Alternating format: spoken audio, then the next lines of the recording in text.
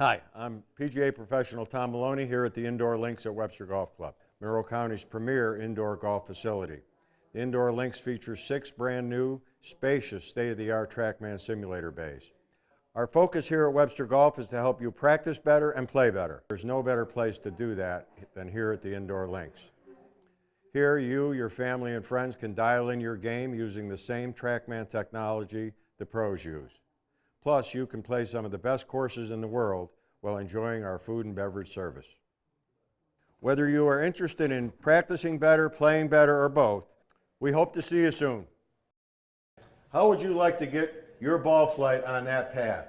Well, I'm here today to show you how to get your golf club on a path that produces that ball flight.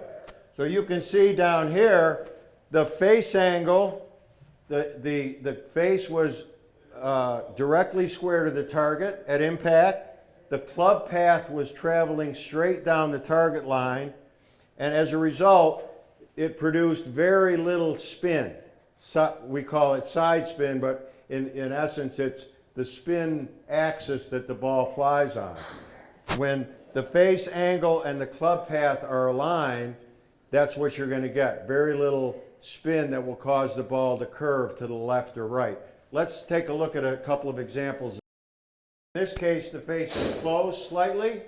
That's where the ball is going to start. Remember that. The ball will start, at least for the most part, about 80% of that original direction is going to be based on where the face is at impact. In this case, it's about 3 degrees left of target.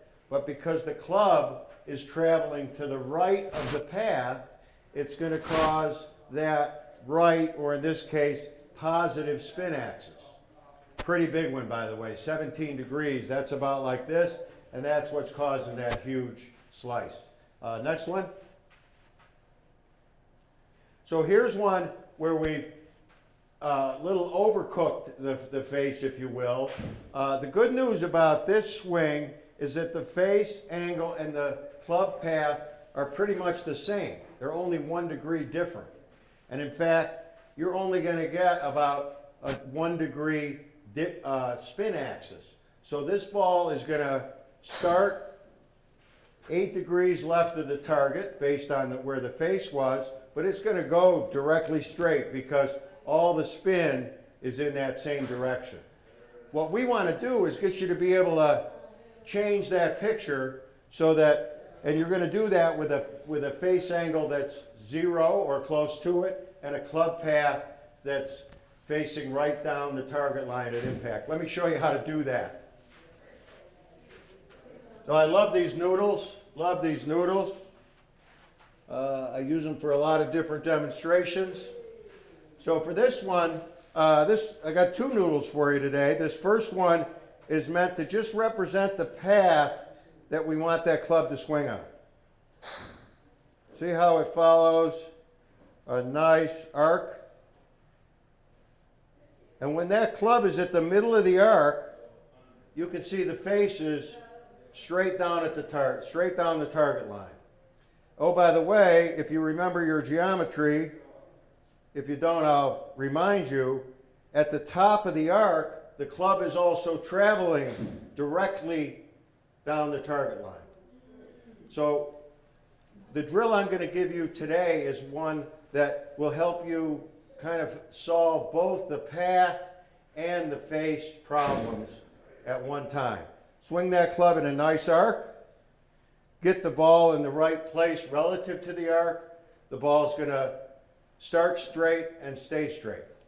So what we're going to do, how we're going to do that is,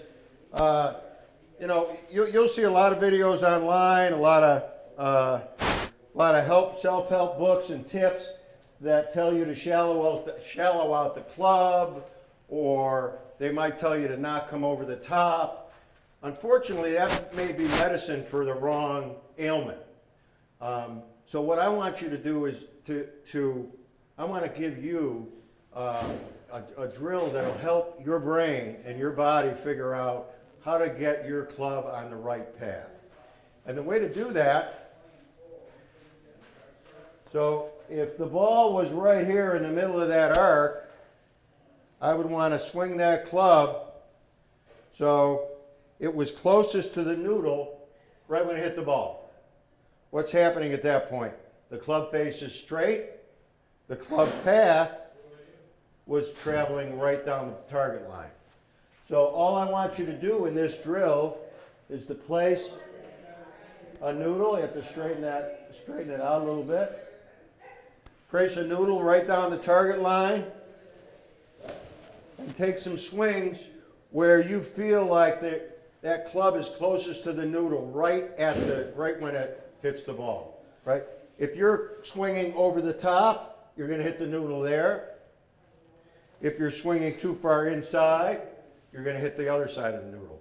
I've got noodles home that have huge gashes in it from people working on this drill, but I'll tell you what, that has helped them train their brain and their body to swing that club so that it avoids the noodle. Now, because the noodle is pretty close to the ball, in this case, TrackMan doesn't always register it. In the lessons that I give, I try to get that ball as close to the noodle as possible. But our goal is to make a swing where we hit that ball, but not the noodle. Okay, let's go ahead and hit one.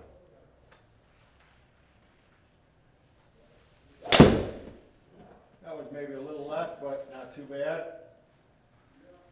So you can see it started out a little bit to the left. My face was closed slightly. Path was a little bit from the outside, but boy, that ball ended up right in the middle of the fairway. Spin axis pretty low. I'd like to see that a little lower. I'd like to see my path a little bit more from the inside, not so negative. But you can see the difference in the smash that we got out of that one versus some of the earlier ones we saw that were in 1-3, 1-4. And again, that's because the power of the club is being transferred into driving it forward instead of spinning it sideways. So I hope this helped. A simple noodle, $1.25 now at your dollar store, and hopefully that'll get you on the right path.